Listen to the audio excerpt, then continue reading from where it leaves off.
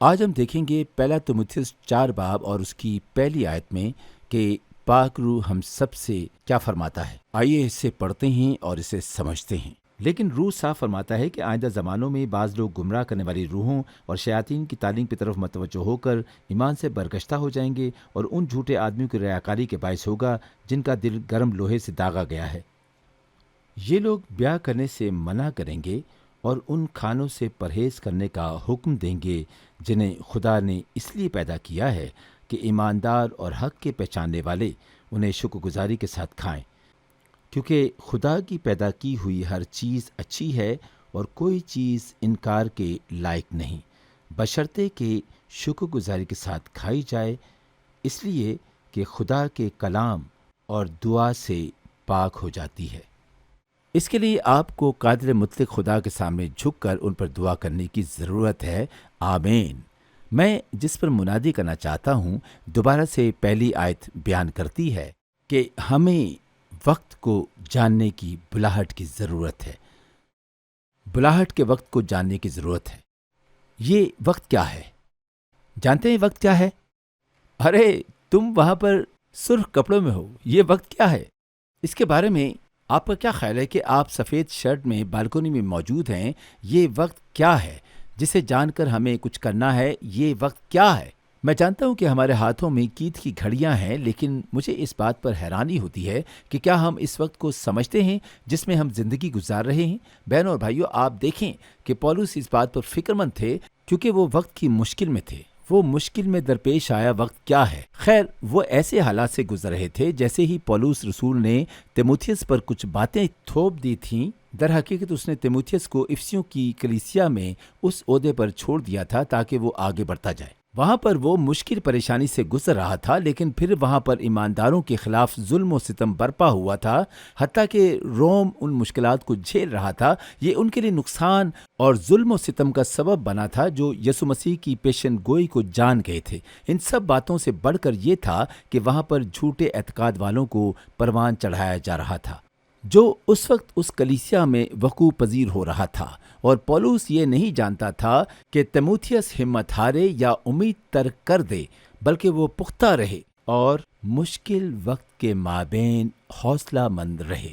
کیا آپ نے ارد گرد یہ سب دیکھا ہے؟ کیا ہم میں سے ہر ایک نے یہ تصور کیا ہے کہ اس وقت ہم کس کرب سے گزر رہے ہیں، یا ہم مشکل وقت میں زندگی گزار رہے ہیں؟ کلیسیا کو کیا کام کرنا ہے جب ہمیں یہ دکھائی دیتا ہے کہ ہم سب کچھ کھو رہے ہیں؟ پھر لوگ چرچ کی بارگاہوں میں آ جاتے ہیں۔ اس بات پر آپ یقین رکھیں کہ امریکہ اب اس دنیا کا ایک بہت بڑا مشنری میدان بن چکا ہے۔ دیگر الفاظ میں، جیسے ہمارا ملک امریکہ کی مانند ہے، جہاں پر آپ یہ سوچتے ہیں کہ ہر کوئی مسیحی ہے یا کسی نے خدا کا کلام سنا ہے یا وہ یسوع کے متعلق جان گئے ہیں، ہم یہی سب ہوتا دیکھ رہے ہیں کہ مسیح کو نہیں جانتے۔ اس وقت میں ہمیں اس طرح سے کیا کرنا ہے جبکہ ہمارے لیے بہت سے چرچز کے دروازے بند ہوتے جا رہے ہیں، بہت سے پاسبان سب کچھ چھوڑ کر جا رہے ہیں؟ ایسا دکھائی دیتا ہے جیسے سب قید ہوتے جا رہے ہیں اور ان کی کثیر تعداد اپنے گھروں کو لوٹنا شروع ہو گئی ہے۔ یہ ہمارے لیے مشکل اوقات ہیں۔ میں اسی لیے بات پر غور کروانا چاہتا ہوں، چونکہ خدا نے ہمیں وقت کو جاننے کے لیے بلایا ہے، سو آئیں ہم عقل مند بن جائیں کہ دوسروں کے بہتر مستقبل کے لیے ان کی رہنمائی کرنے والے ہوں۔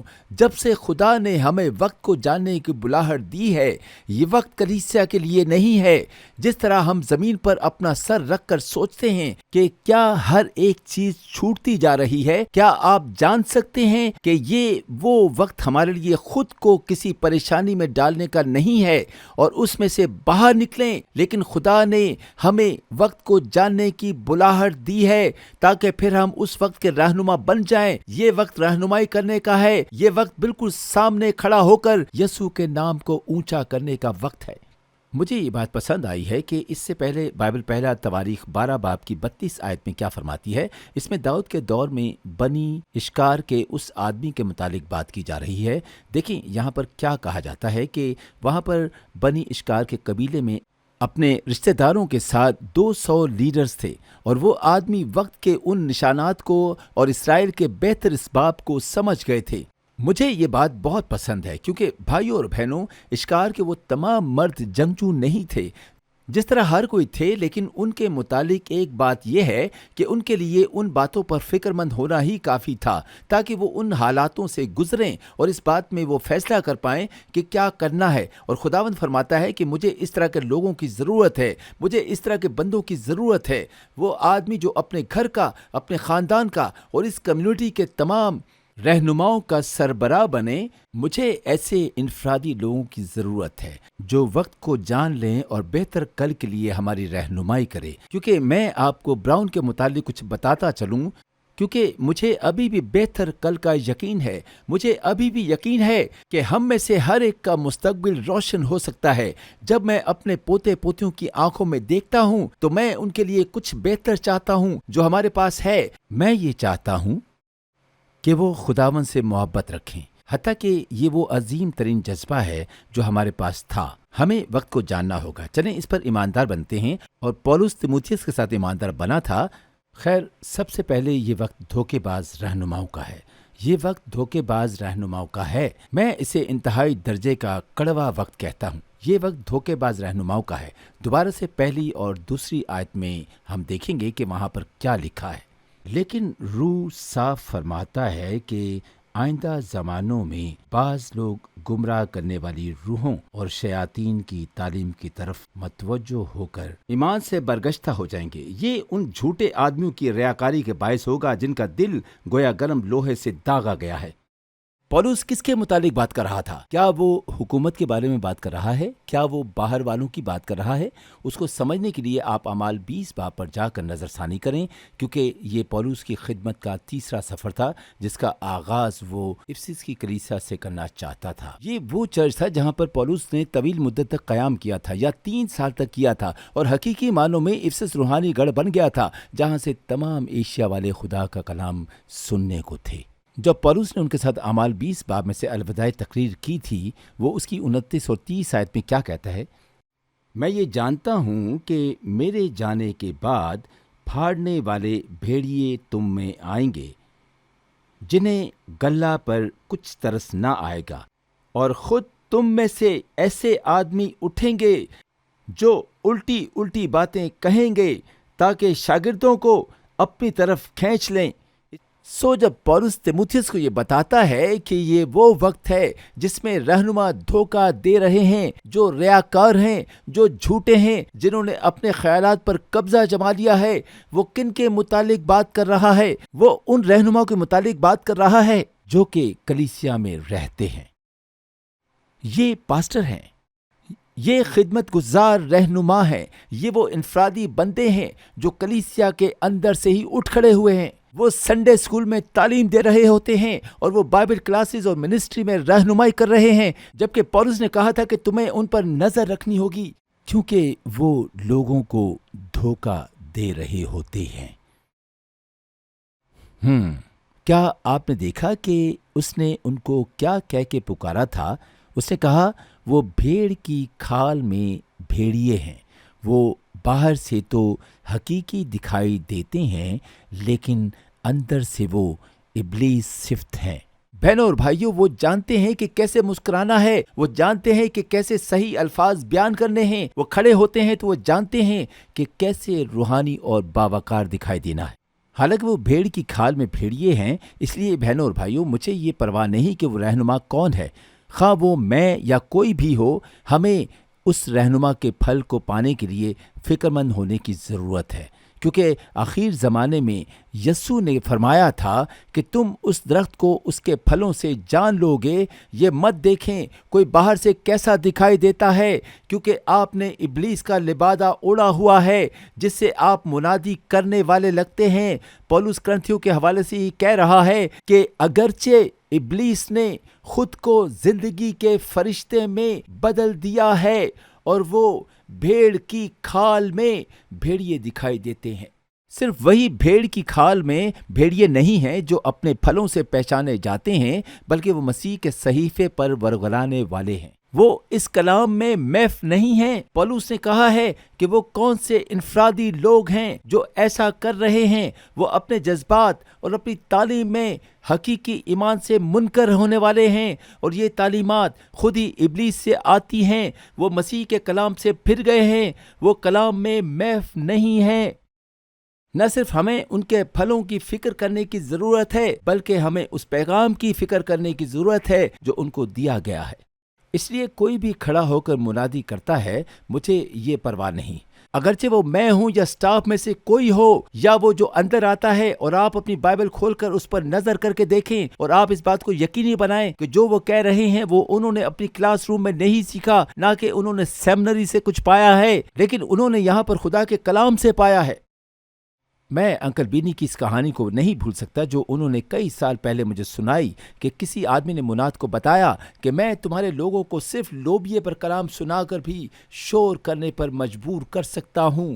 مناد نے اس سے کہا کہ تم ایسا نہیں کر سکتے ہو۔ میرے والدین بھی کلام کی سمجھ رکھنے والے تھے، وہ جانتے تھے کہ مناد کو کن باتوں پر کلام سنانا چاہیے، اور پھر لوگوں نے شور مچانا شروع کر دیا، ہاں ہاں۔ پھر پادری نے کہا کہ بس کرو، بیٹھ جاؤ، وہ تو صرف لوبیے کے تعلق سے بتا رہا ہے۔ دیکھیں، ہمیں اپنے رہنماؤں کے پیغام کو سمجھنے کی ضرورت ہے۔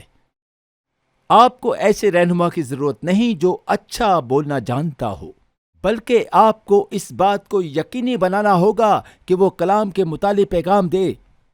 یہ وقت دھوکے باز رہنماؤں کا ہے، وہ بھیڑ کی کھال میں بھیڑیے ہیں، ان کا ذکر مسیح کے صحیفے میں مندرج ہے، اور پھر وہ خود کے لیے کام کرنے والے کارکن ہیں۔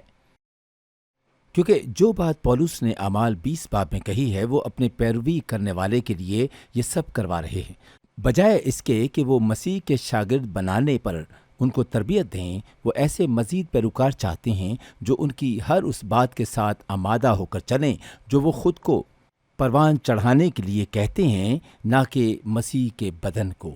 بہنوں اور بھائیوں، ہمیں ایک رہنما کے مقصد کو سمجھنے کی ضرورت ہے۔ ہمیں اس بات کو یقینی بنانے کی ضرورت ہے کہ ان کے دل درست ہیں، ان کے اعمال صحیح ہیں، ان کے پیغام دیکھیں۔ یہ وقت دھوکے باز رہنماؤں کا ہے۔ اس پر خدا کیا فرما رہا ہے؟ خدا ہم سے کیا فرما رہا ہے کہ کلیسیا کے پاسبانوں کو جواب دہ بنائیں۔ ہمیں چرچ کے رہنماؤں کو جواب دہ بنانے کی ضرورت ہے۔ ہمیں خدمت کے تمام رہنماؤں کو جواب دہ بنانے کی ضرورت ہے۔ کلیسیا کے پاسبانوں کو جواب دہ بنائیں، اس لیے کہ میں تمہیں بتاتا ہوں کہ اگرچہ تم مجھے کچھ غلط کام کرتے ہوئے دیکھو، تو کوئی ایسا ہو جو میرے کندھے پر تھپ تھپاتے ہوئے کہے اور جو میری کمی کو سدھارنے کی کوشش کرے، آپ مجھے اس مقام پر کھڑے ہو کر کچھ کہنے یا کلام سنانے کی اجازت نہ دیں، بلکہ آپ کلیسیا کے پاسبانوں کو جواب دے رکھیں۔ کیونکہ اگر شیطان ہمارے رہنماؤں کو پستی کا شکار بنائے اور لوگ اسے بلند مقام بخشیں، تو وہ جانتا ہے کہ وہ رہنماؤں کو پست کر کے ہی کلیسیا کو پست کر سکتا ہے۔ بہنوں اور بھائیوں، ہمیں اس بات پر کلیسیا کو چھوڑنے کی ضرورت نہیں کہ رہنما ناکام ہو گئے ہیں، بلکہ ہمیں یہ کرنے کی ضرورت ہے کہ چرچ کے رہنماؤں سے سوالات کرنا شروع کریں۔ آپ اپنے ایمان کو ترک نہ کریں، آپ خدا کے کلام پر چلنے سے پیچھے نہ ہٹیں، اس پر عمل کی بنیاد پر جو کسی آدمی نے انجام دیا ہے یا کسی عورت نے کچھ کہا ہے نہیں۔ ہمیں چرچ کے تمام رہنماؤں کو جواب دہ کرنے کی ضرورت ہے۔ میں یہ نہیں کہہ رہا کہ کلیسیا کے تمام لوگ انہیں اونچے معیار کی زندگی کے تعلق سے سکھانے لگ جائیں، کیونکہ حقیقت یہ ہے کہ ہم میں سے ہر ایک کو اس معیار کے موافق خود بھی زندگی گزارنی چاہیے۔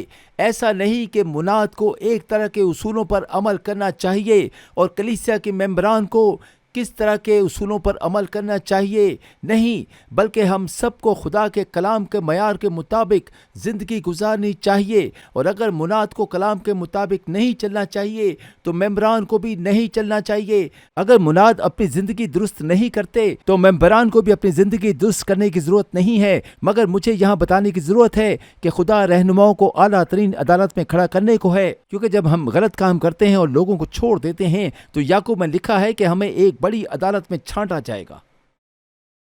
یہ وقت دھوکے باز رہنماؤں کا ہے۔ ہر ایک چرچ خدا کے کلام کے مطابق تعمیر نہیں کیا گیا ہے۔ مذبح پر کھڑا ہو کر ہر کلام سنانے والا رہنما خدا کا سچا بندہ یا بندی نہیں ہوتا۔ چرچ کے رہنماؤں کا احتساب کریں۔ یہ وقت صرف دھوکے باز رہنماؤں کا ہی نہیں بلکہ یہ وقت ابلیسی کاموں کا بھی ہے۔ یہ وقت ابلیسی سرگرمیوں کا ہے، جیسا کہ پہلی آیت میں لکھا ہے کہ یہ گمراہ کرنے والی روح اور جھوٹی تعلیم کہاں سے آتی ہے۔ آپ دیکھیں یہاں کیا لکھا ہے کہ یہ کہاں سے آتی ہیں، ابلیس کی جانب سے۔ میں اسے سچائی کا نیا روح کہوں گا، سچائی کا نیا روح۔ بہنوں اور بھائیوں، شیطان حقیقت میں ہے، ابلیس بھی حقیقت میں ہے۔ مجھے آپ کو یہ بتانے کی ضرورت ہے کہ ہماری لڑائی خون اور گوشت کی نہیں ہے بلکہ شرارت کی روحانی فوجوں سے ہے، اس دنیا کی تاریکی سے ہے، اس دنیا کے تاریکی کے حکمرانوں سے ہے، اور شیطان کو یہ بہت ہی اچھا لگتا ہے کہ وہ چرچوں کو گمراہ کرنے والا رہنما بنے۔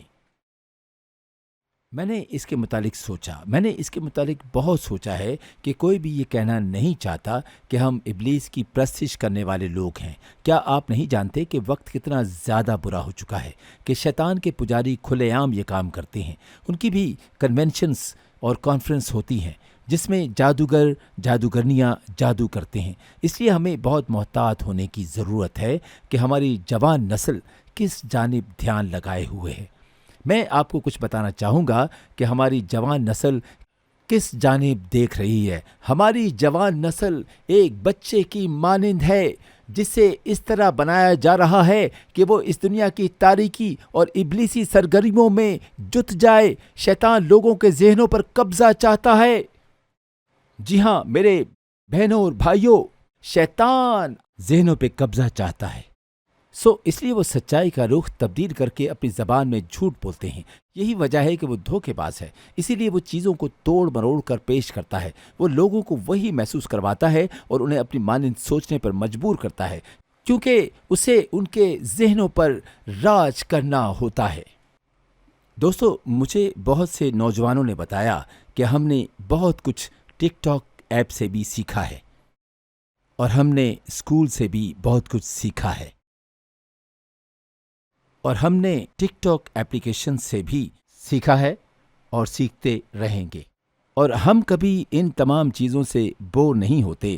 ہم اپنا ٹائم اس میں بہت اچھا پاس کرتے ہیں اور ہم سوچتے ہیں کہ شاید اس میں ہماری کچھ ارننگ بھی ہو جائے، اور یہی وجہ ہے کہ ہم کبھی بھی اسے چھوڑنا نہیں چاہتے بلکہ اسے بہت ہی زیادہ انجوائے کرتے ہیں۔ آپ کو اپنے دماغ پہ کنٹرول کرنا ضرور ہے، اور مجھے یہ آپ کو بات بتانے دیں، میں آپ کو یہ بات ضرور کہوں گا کہ جب تک آپ یہ کام کرتے رہیں گے آپ کو اس بات کا نشہ ہو جائے گا، اور یہ ایسا نشہ ہوگا جسے آپ چھوڑ نہیں سکیں گے۔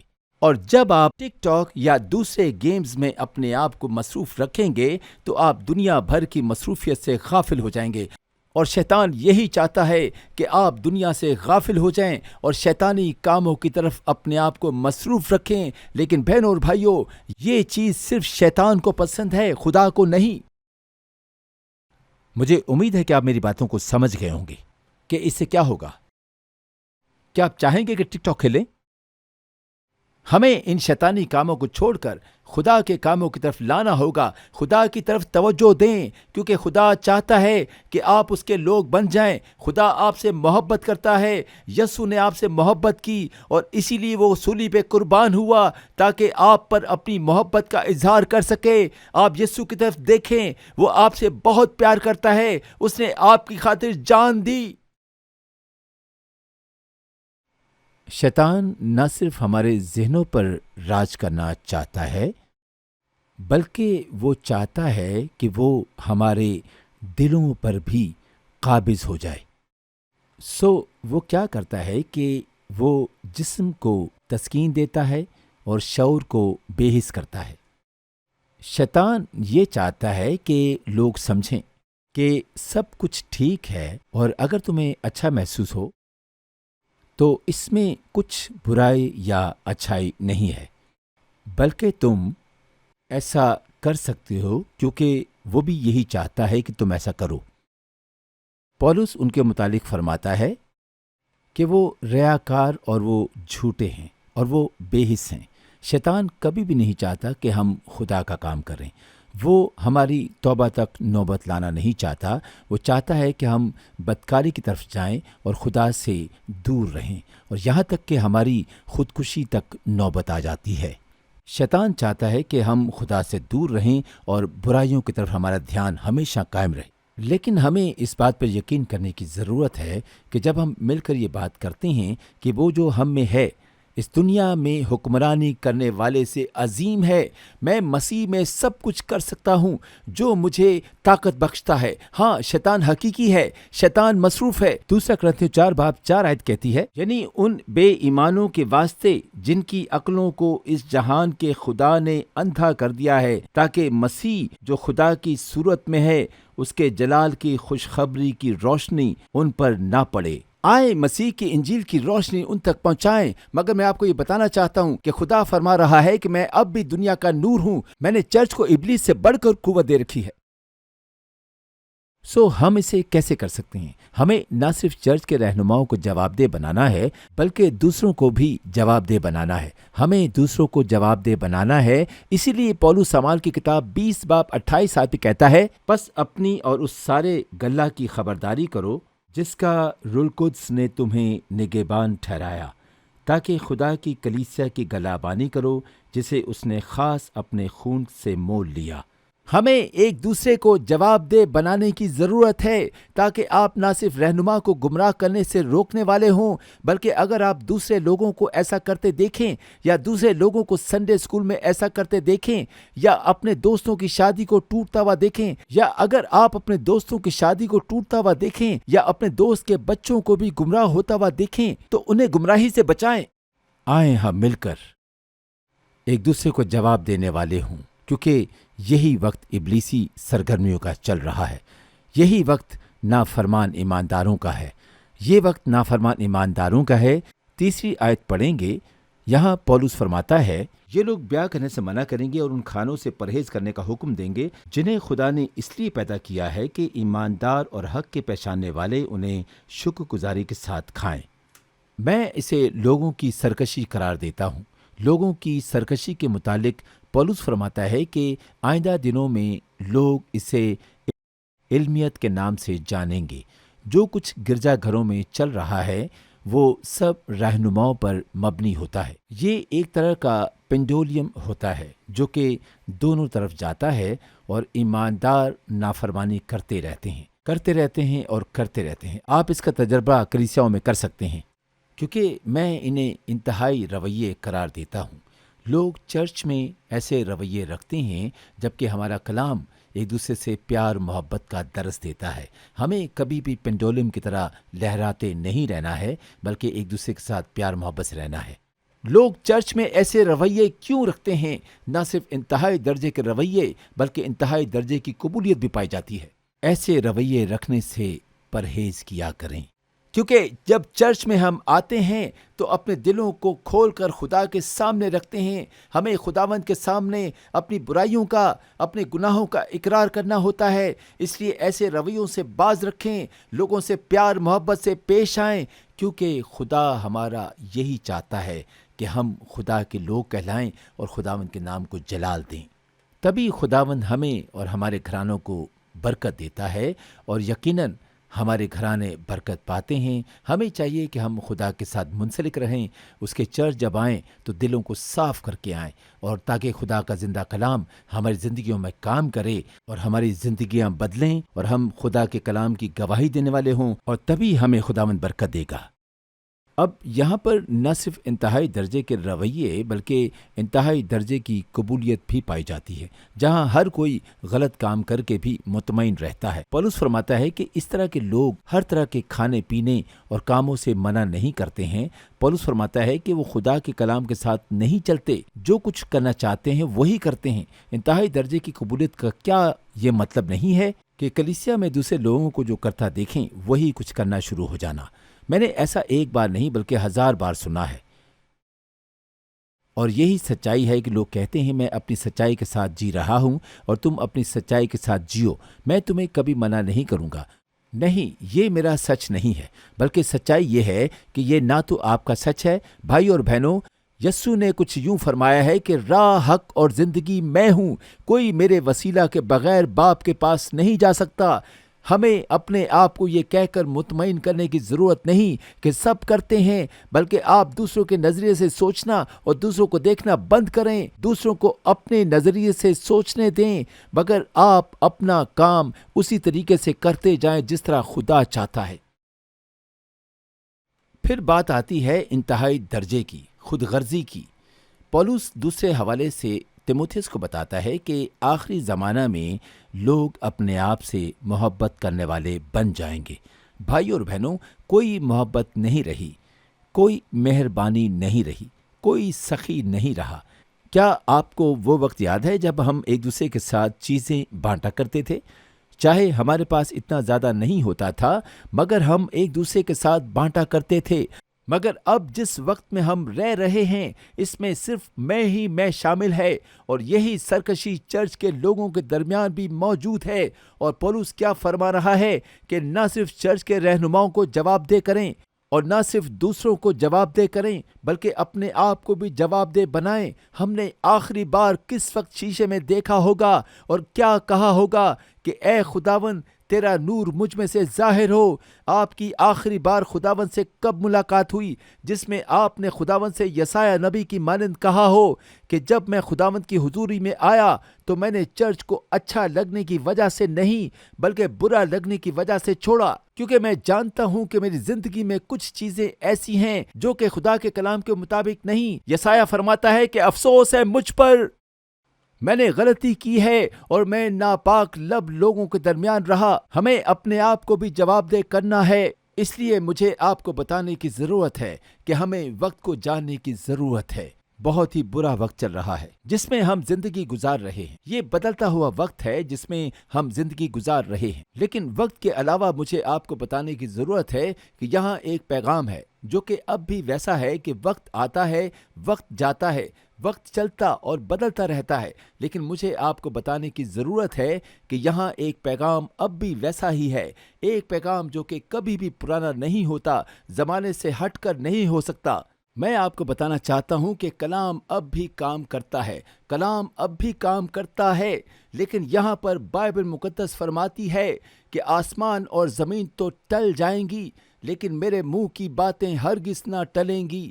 میں جوان نسل کو کچھ بتانا چاہتا ہوں کہ جب خدا آپ کو برکت دیتا ہے اور آپ کو بڑھاتا ہے تو آپ کو کلام کو تھامے رکھنے کی ضرورت ہوتی ہے۔ اگر آپ کو کامیابی چاہیے تو کلام کو تھامے رکھیں۔ اگر آپ پرسکون ہونا چاہتے ہیں تو کلام کو تھامے رکھیں۔ اگر آپ کو اچھی سمت چلنے کی ضرورت ہے تو کلام کو تھامے رکھیں۔ اگر آپ زندگی میں بھرپوری چاہتے ہیں تو کلام کو تھامے رکھیں، کیونکہ انجیل میں یہی لکھا ہے، انجیل میں یہی لکھا ہے، کیونکہ کلام ہی ہماری زندگی ہے اور اسی سے خدا ہمیں زندگی دیتا ہے۔ جب تک ہم کلام نہیں پڑھتے ہم اپنی زندگی میں قائم نہیں رہ سکتے۔ خدا چاہتا ہے کہ ہم اس کے کلام کو تھامے رکھیں اور خداوند کی انجیل کی منادی کرتے رہیں۔ ہم خداوند کے کلام کی منادی کسی بھی طریقے سے کر سکتے ہیں۔ ہم اچھے پرستار بن کر خداوند کی پرستش کر سکتے ہیں کہ خداوند کو اچھے پرستار پسند ہیں جو روح اور سچائی سے خداوند کی حمد و ثنا کریں۔ یہی خداوند چاہتا ہے۔ اور ایک جمعے کی صبح ایک صلیب کے اوپر یسوع کلوری کو گیا اور وہاں صلیب پر میرے گناہوں کی خاطر اس نے جان دی۔ وہ اس وقت نہیں ہوا جب میں اچھا تھا، بلکہ عین اس وقت جب میں گناہ گار تھا اس نے اپنا خون بہایا اور قبر میں اتارا گیا، لیکن اتوار کی صبح وہ اپنی پوری قدرت کے ساتھ جی اٹھا۔ مجھے جوان لوگوں کو بتانے کی ضرورت ہے کہ یسوع نے فرمایا کہ میرے پاس آؤ تم جو بوجھ کے تلے دبے ہوئے ہو، میں تمہیں آرام دوں گا۔ میرا جوا اپنے اوپر اٹھا لو اور مجھ سے سیکھو، کیونکہ میرا جو ملائم اور میرا بوجھ ہلکا ہے۔ انجیل کے لیے خدا کا شکر کریں، اس پیغام کے لیے خدا کا شکر کریں۔